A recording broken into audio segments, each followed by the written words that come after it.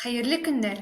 Туган тел татар теленнән дәүләт йомгаклау аттестациясенең соңгы бүлеген карап китәрбез. Ул да булса сочинение. Хәзер игътибарыгызны сочинение тикшерүнең критерийларына юнәлтәбез. Иң беренче, сыбыр, кыбыр, ул текстан алынган кисәкнең мәгънәсен аңлау. Бу очракта 2 балл куела әгәр дә имтихан бирүче текстан алынган кисәкнең эчтәлеген дөрес аңлаткан һәм аңлатмада хаталар юк икән. 1 балл куела. Әгәр дә аңлатмада бер хатасы булса, 0 балл куела. Әгәр дә 2дән артык хатасы булса, яки бөтенләй аңлатылмаган булса. Сыбыр, К2 ул дәлил мисалларның булуы.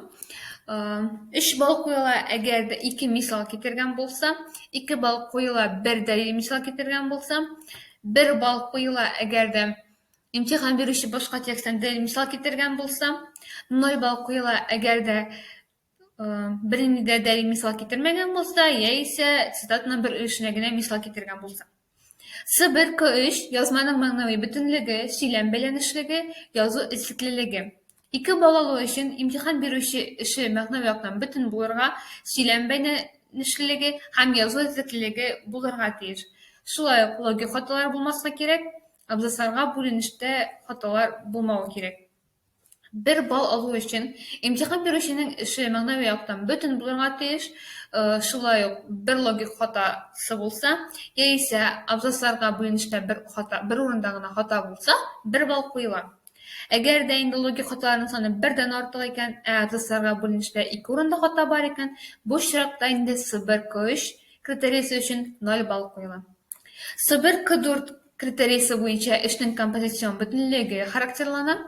Бу очракта 2 балл алу өчен эш композицион яктан бөтен булырга тиеш, төгәлләнгән һәм текст төзүдә хаталар булмавы кирәк. 1 балл алу өчен эш композицион яктан бөтен һәм төгәлләнгән, ләкин текст төзүдә бер хата бар икән, ул вакытта 1 балл куела. Әгәр дә текст төзүдә 2дән артык хата бар икән, бу очракта 0 балл куела. Сыбыр, кыбыр, сыбыр, К4 критерийлары буенча сочинение өчен иң югары балл 9 балл. Шуңа игътибар итәргә кирәк. Әгәр сочинениедә текст күчереп кенә языла икән, яки анда текстның эчтәлеге генә чагылыш тапса, бу очракта сыбыр К2, сыбыр К4 буенча 0 балл куела.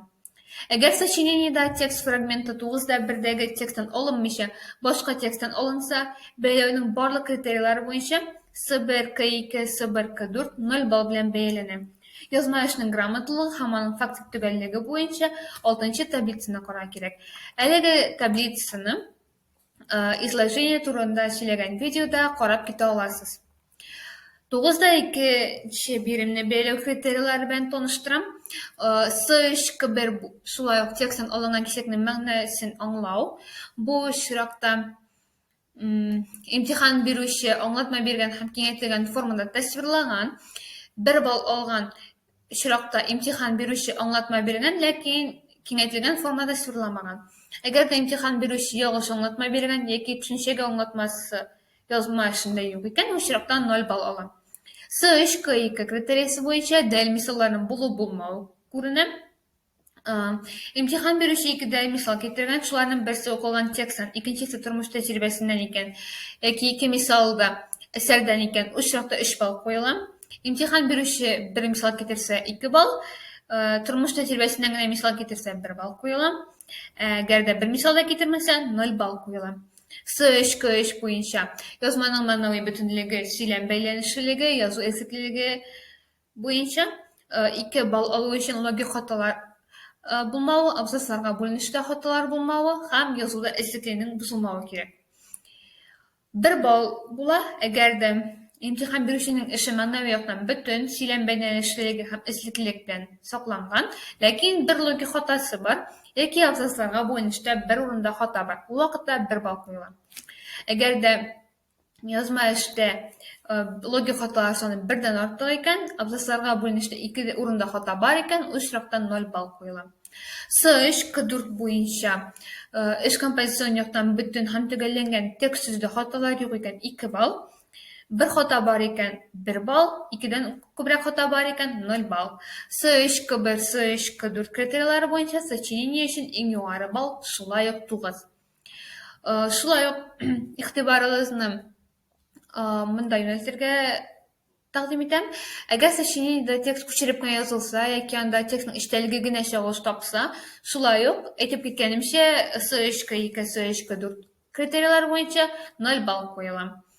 Әгәр дә сочинениедәге сүз яки гыйбарәгә туры килмәсә, бәяләүнең барлык критерийлары буенча 0 балл бәяләнә. Шуның белән шуны әйтергә кирәк, әгәр дә сочинение белән изложениенең күләме 140 сүздән дә артык булса гына тикшерелә. Әгәр дә изложение белән сочинениенең гомуми күләме 730 сүз булса, ГК1, ГК4 һәм ФК1 критерийлары буенча 1 балл гына куела. Әгәр изложение һәм сочинениеләрнең гомуми күләме 69 сүз генә булса, бу очракта ГК1, ГК4, ФК1 критерийлары буенча 0 балл куела. Сезгә имтиханнарда уңышлар телибез.